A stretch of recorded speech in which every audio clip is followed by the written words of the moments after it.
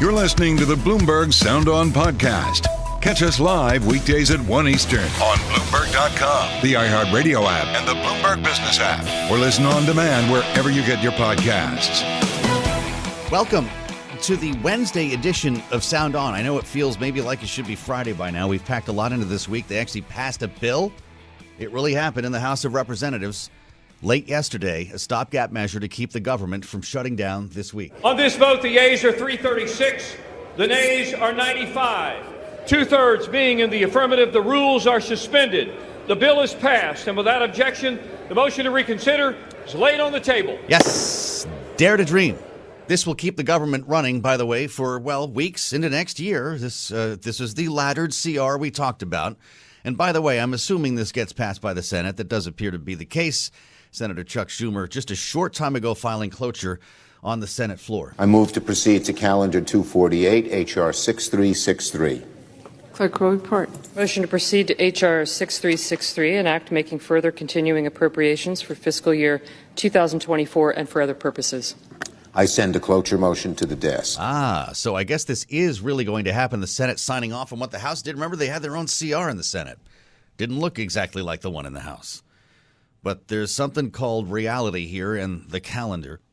And this is the one way to get it done in time for Friday. We talked about this late yesterday on Bloomberg TV with Senator Mark Warner, the Democrat from Virginia. Not a fan of the process, not a fan of the ladder. Remember the ladder? You get 4 bills expiring in January and then the other 8 in February. But he says, the grown-ups need to do something here. The process being crummy, does that mean I'm going to, vote to shut down the government over it? No, I think we got to be adults. And unlike some of the crowd in the House, and if it comes over, and as long as it's clean and there's not any other, add-ons, poison pills, funny business, I think that the overwhelming majority of us will support this. Funny business. We'll see about that in a conversation right now with Jonathan Tamari from Bloomberg Government Congress reporter. This is interesting, Jonathan. Welcome back. It sounds to me like the lawmakers all left town and left you up there alone. Is the Senate going to move on this today? Yeah, you mentioned that it feels like Friday, and it certainly does feel like Friday in Congress because everybody is getting out of town and trying to wrap things up. The Senate is looking likely like they're going to try to move this today and basically wrap up their work, fund the government, and send everybody home until after Thanksgiving. How quickly can they get this done? There's talk about a vote today, Jonathan. Is that real? There's definitely an effort underway to get that. The senators on both parties sound pretty optimistic that they'll get there. As you know, with the Senate, everything by design moves very slowly unless you get unanimous consent, in which case things can suddenly move very fast. So my impression is that they're working on getting that consent right now. Typically, senators don't like to, stall each other's holiday plans. So odds are history says they'll get there eventually and get this vote, and everybody can get home and out of Washington later today. If not tomorrow, but it looks likely like today they'll get it done. You mentioned the holidays. It does seem that this was just an effort to save the holidays, save Thanksgiving, Christmas, and Hanukkah for the lawmakers because everyone's talking about a shutdown again in January. We simply prolong the inevitable here, right? We do prolong the inevitable, but I think it lowers the political stakes a little bit by moving it. As you point out, there's a holiday coming up next week. Everybody's going to be traveling. Nobody wants to deal with a shutdown in the middle of all of that. And no matter who is blamed for a shutdown, I think everybody would end up absorbing some negative impressions from that. Joe Biden, Republicans in the House, Democrats in the Senate, could disrupt the economy at a time when people are supposedly going out shopping for the holiday season. Just nobody wanted to deal with that. And just on a human level, I don't think lawmakers want their holidays basically held hostage by this. So they push it to January and February. They're still going to have the same confrontation, but it'll at least be without this holiday pressure that kind of often leads people, I think, to accept some deals that they might not under other circumstances. Jonathan Tamari with us from Bloomberg Government. Is there a foregone thought then, or am I projecting here that the government is likely to shut down? Stakes may be lower here, but we're nowhere near agreement. Jonathan, a little while ago, they couldn't even get a procedural vote on a spending bill on the floor of the House once again. Do we have any reason to believe that we will avoid a shutdown next year? Well, there's going to be, as you point out, there's still a lot of work to be done. They have to eventually, they keep passing these short-term bills. Eventually, they've got to pass a long-term spending bill. And both chambers are struggling to get that done. In the House, you've got Republicans fighting Republicans over what those spending bills should look like from the center and from the far right. In the Senate, everything's got to be bipartisan. And so far, it's been a bipartisan process, but a very slow-moving process. So we'll see them both, I think, after Thanksgiving, try to advance those spending bills and to tee up those January negotiations. Each side will kind of lay down a marker in December, they hope, and then negotiate in January. But if they can't pass anything, they don't have anything to negotiate over. Right. We'll see if the politics change at that point in time. There's a lot of conservatives very angry with the new speaker over this short-term spending bill, and we'll see if that means that he drives a harder bargain next time around. I want to ask you lastly, Jonathan, about the work left to be done here, and it includes funding for Israel and Ukraine. I know the House passed a standalone Israel funding bill, but that apparently is not going to be taken up in the Senate. And the president's supplemental request, including both plus Taiwan and border security, appears to be on ice. Are we going to be talking about this next year when Ukraine tells us that it's out of money? There's a hope among senators, at least, that they'll be able to put all these things together by the end of the year. Border security, Israel, Ukraine. There's bipartisan support for Israel. Ukraine, there's some skepticism from Republicans. Border security, there's some skepticism from Democrats. But the idea is that there's a critical mass, that if you put them all together, you can get a critical mass in both chambers to support it. It's one where it feels like there's a pathway to get it done, and they just need to find out kind of the right balance of all the pieces. So that's something they hope to get done later this year. They have to pass a defense authorization bill. It could possibly be attached to that. But that, I think, will be one of the big things to watch when they're back from Thanksgiving. True enough. Jonathan, thank you so much for the update. Good luck getting everybody out of here on time. Jonathan Tamari at Bloomberg Government. To his point, House members are already bailing. There's a line to get to the airport. I bet that exit off 395 looking pretty ugly right now. Can we get over the bridge? The Senate will be next. We'll see if they get this done today. But even if they do, Israel and Ukraine are still left up in the air. And that's where we begin our conversation with the ambassador. He's chair of the Middle East program at the Wilson Center. James Jeffrey, former ambassador to Iraq and Turkey. It's great to have you back with us, sir, and I appreciate your joining us here in the throes of debate in Washington. How important is it going to be to start with this matter of funding for the Senate to move on Israel and Ukraine before the end of this year so this does not slip away? It's very, very critical for both countries, and they're both part of the same fight. Two democratic states being attacked by the enemies of, if you will, the global order. So I see them as the same package. Many in the Senate see that. There are some in the House, both on the left and the right, that are doing nitpicking about this. But I'm very confident this is going to work. We should be all encouraged by what the House of Representatives has done this week. A little bit of a return to sanity. I think this is going to carry over into these other things as well. I'm pretty upbeat. You're upbeat just to see something move. And so this is a story of momentum. Is that what you mean?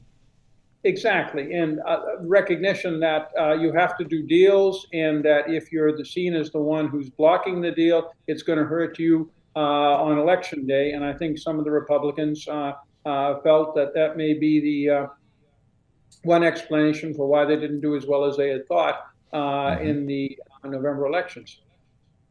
We have a fascinating story on the Bloomberg terminal today from our Pentagon reporter. Tony Capaccio is going to join us a little bit later, Ambassador, about the Pentagon not waiting for a funding measure to pass. In fact, it appears the Pentagon has quite a bit to work with here when it comes specifically to Israel, ramping up aid, delivering on requests that include more laser-guided missiles for Apache gunships, as well as 155-millimeter shells, night vision devices, bunker buster munitions, new Army vehicles, the new Humvees, even some drones, the Switchblade drones that we apparently don't even have.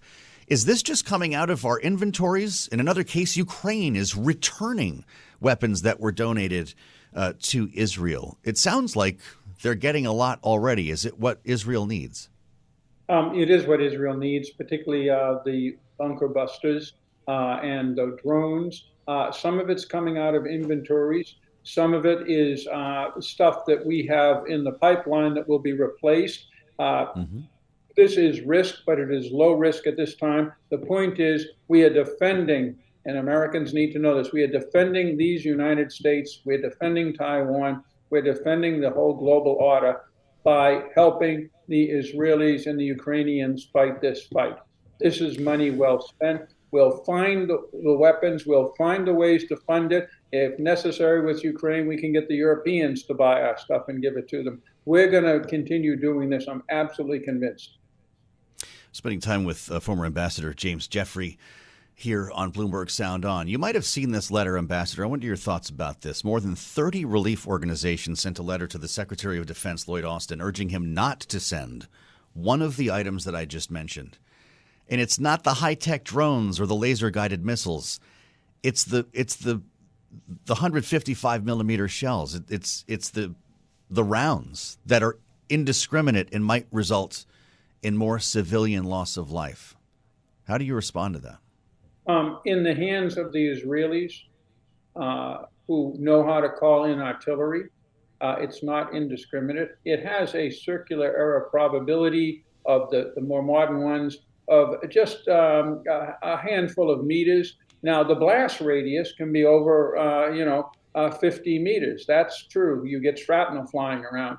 But this isn't going to inadvertently kill hundreds of people. And the Israelis need it. And those aid agencies obviously are doing heroic work under very difficult circumstances in Gaza, but they cannot have a veto over a military operation that is critical for our ally Israel and, frankly, critical for us. It appears that the IDF, Israeli military, is moving into the hospital that we've been hearing so much about in Gaza. It's been suggested by some that there might, in fact, be Hamas militants below the hospital. How dangerous is this going to get as Israel is urged to slow this down by the White House, to show restraint, to look out for civilians, when you've got potentially militants working underneath a hospital, Ambassador? Everything is dangerous in Gaza for both Israeli troops, for civilians, and fortunately for Hamas, who's taking heavy losses. The Israelis know what they are doing.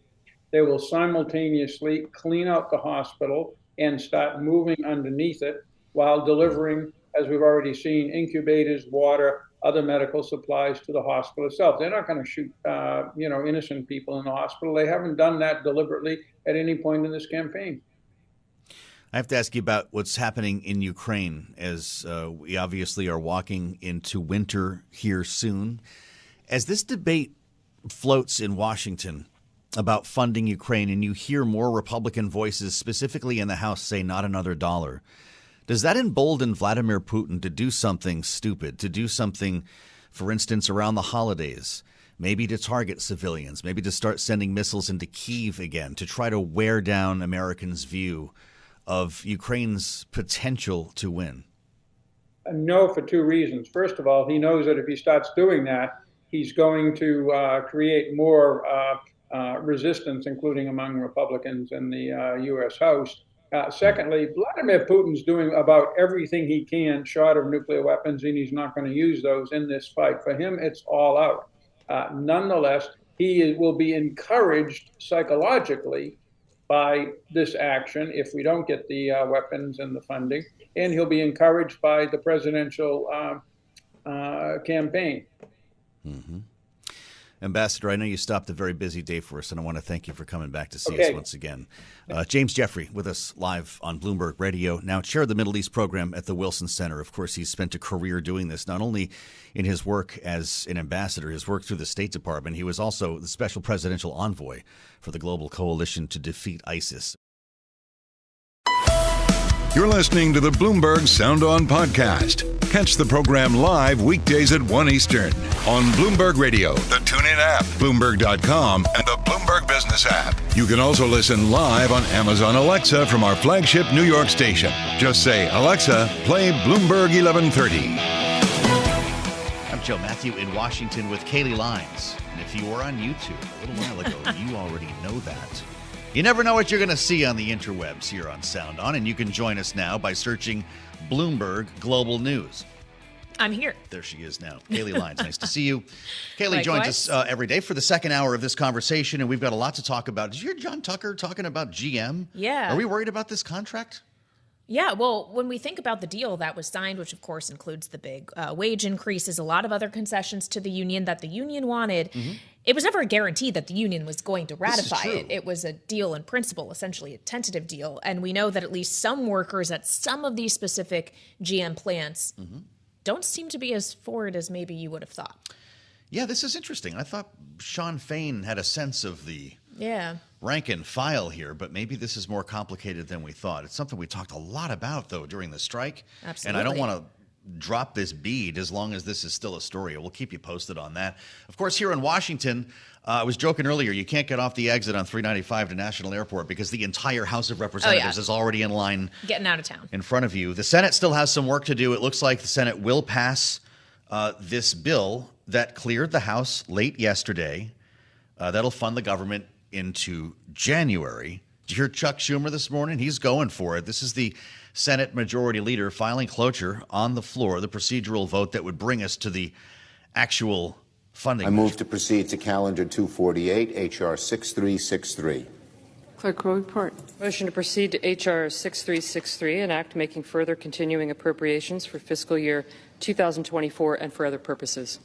I send a cloture motion to the desk.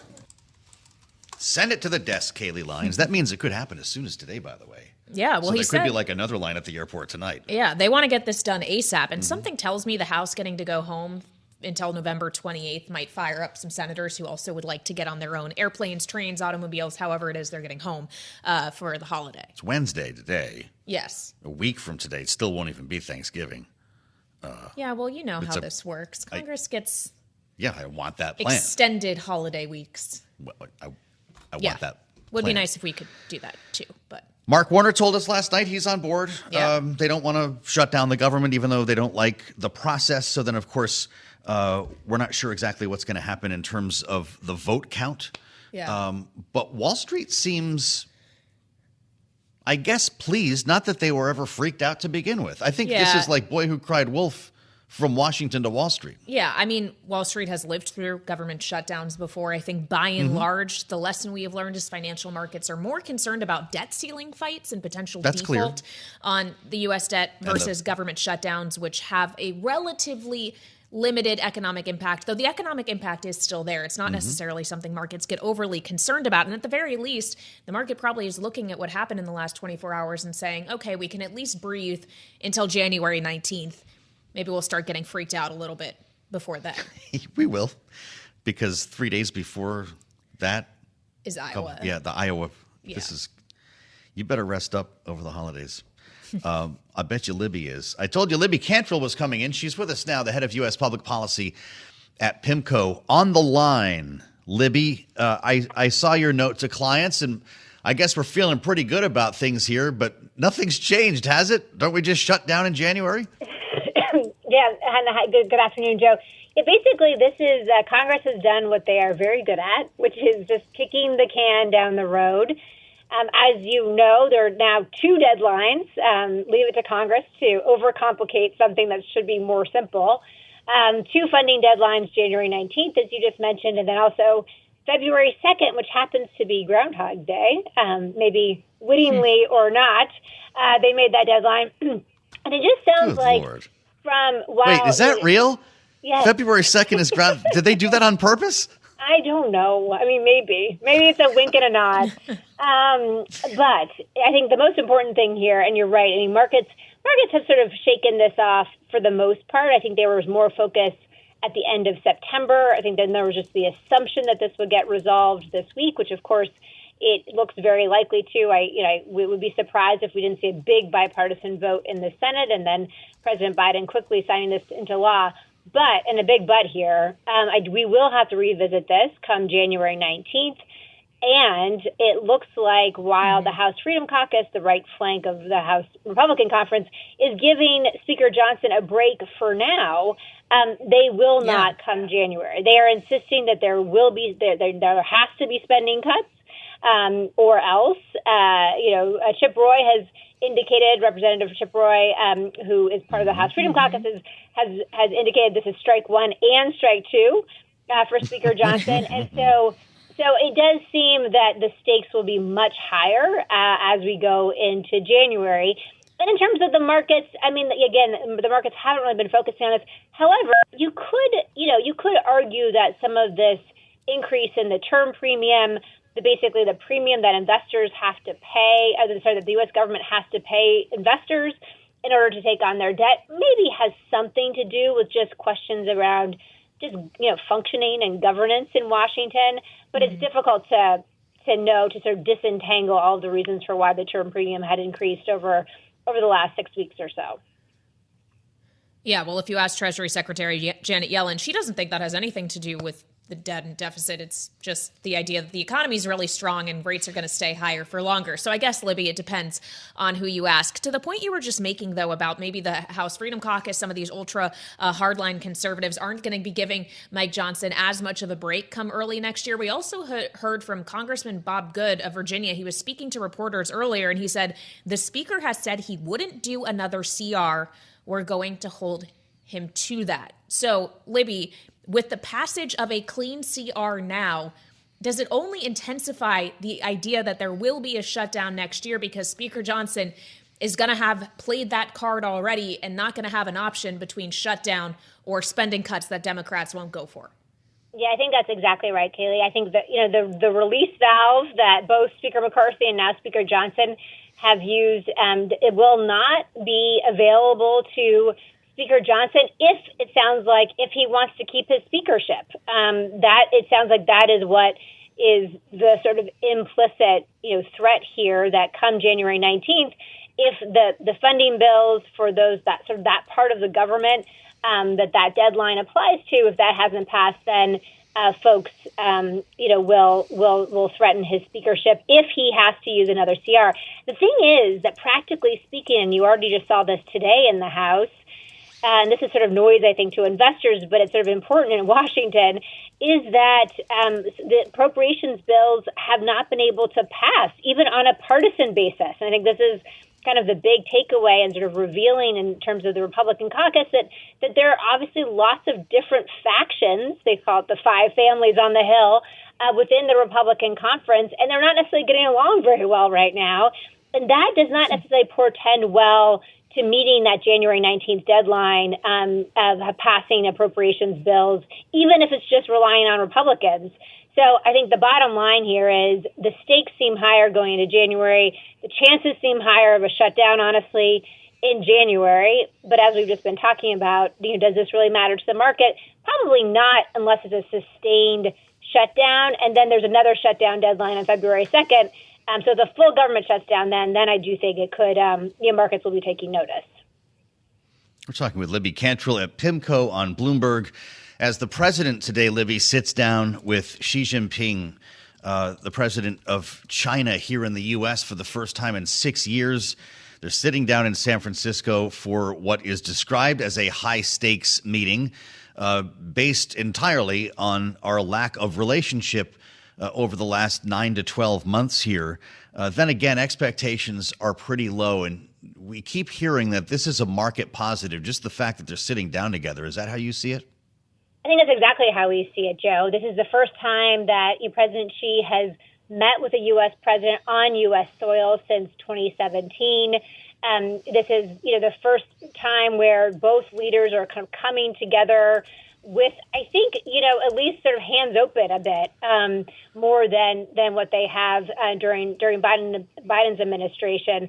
So I think the meeting in itself is the deliverable. The meeting is what folks on both sides were trying to deliver. I think outside of that, we don't expect there to certainly be any kind of grand bargain on sort of the economic tool statecraft, if you will, in terms of rolling back tariffs or anything announced on export controls or what have you from the U.S. side. I do think, though, that one area of potential agreement and that could come out in an announcement could be the reinstatement of military-to-military communications. That is something that certainly the U.S. administration is prioritizing. I mean, just remember that even during the Cold War, the U.S. had principal-to-principal level channels of communication open with military folks and with the USSR, so during the Cold War. So the fact that we haven't had that with China since August of 2022, of course, that's when Speaker Pelosi went over to Taiwan, and then the China kind of cut us off for all intents and purposes. So I do think I know that's a priority of the U.S. administration, I think for good reason from a national security perspective. And so I would not be surprised if we saw an announcement around that. But outside of that, I doubt we see much coming out of this meeting. Again, the meeting itself is the deliverable. And of course, Libby, the meeting with Biden isn't the only meeting that Xi Jinping is going to have. He's dining tonight with a bunch of executives of big companies. We don't know exactly who is on that invitation list for dinner, but we know the likes of Jane Fraser, Elon Musk, Satya Nadella. They're all going to be at the CEO summit that's happening on the sidelines of APEC. So it'll be interesting to see what the business-oriented conversation is, because we were having a conversation with Gerard DePippo, who's one of our geoeconomics analysts here at Bloomberg Economics last night. And he basically told us, look, whatever the messaging from the Biden administration is about whether or not there is a decoupling they're pushing for with China, ultimately these decisions, a lot of them come down to private actors, what businesses and what people do. And Libby, aren't we already kind of seeing that? Yeah, that's an excellent point. I do think it's quite a tell that President Xi is meeting with these U.S.-based CEOs. I think if you look at the most recent FDI, the foreign direct investment data in China, it is sort of dropped off a cliff in many ways. And so I think that it makes sense that President Xi is trying to, reaffirm or reassure in many ways that China is still open for business, that it is still open to U.S. investment. But you make an excellent point that regardless of what the public policy is around here, the sort of the political risk of investing in China has certainly increased from the U.S.'s perspective. We see that with some of our clients, based in the U.S. And then, of course, there's some economic headwinds, as we all know, in China. So it's dovetailing at a time where investment may not be even that attractive, going into China. But again, I think this is sort of a revealed preference, if you will, on President Xi's part, where he is showing that he does want to, again, reassure U.S. and U.S. business that China is still an attractive place to invest. Whether it resonates, is an open question. Sure. What do you have a feel for that, Libby? I just wonder if this is the new normal here, if there's going to be some thaw or a motivator to start investing in China again after so many people got burned. Yeah, and you saw, today that the federal thrift retirement plan is going to be moving away from some of their Chinese investments. Again, there have been lots of, U.S.-based pension plans, big allocators of money that are not necessarily divesting, but they are not necessarily making new investments in China. And I do think this is sort of where the intersection of investing and policy is very acute, or policy or political risk. A lot of those folks, a lot of those allocators just think that, they question about obviously the economic attractiveness of China, but then also the destination, but also just the domestic political risk. And what we've seen on the Hill, that the House Select Committee on China, they very much are scrutinizing capital flows from the U.S. to China. We also have seen the Biden administration put out an executive order in August, basically looking at capital flows into very specific sectors. They try to be very targeted and very surgical, but still. So I just think in general, the kind of the threshold for investing, if you're a U.S.-based investor, especially a big one with some headline risk, has increased. We're just about out of time here, Libby, but I do appreciate your taking a swing at that question. I'm Joe Mathieu in Washington. Thanks for listening to the Sound On podcast. Make sure to subscribe if you haven't already at Apple, Spotify, and anywhere else you get your podcasts. And you can find us live every weekday from Washington, D.C. at 1 p.m. Eastern Time at Bloomberg.com.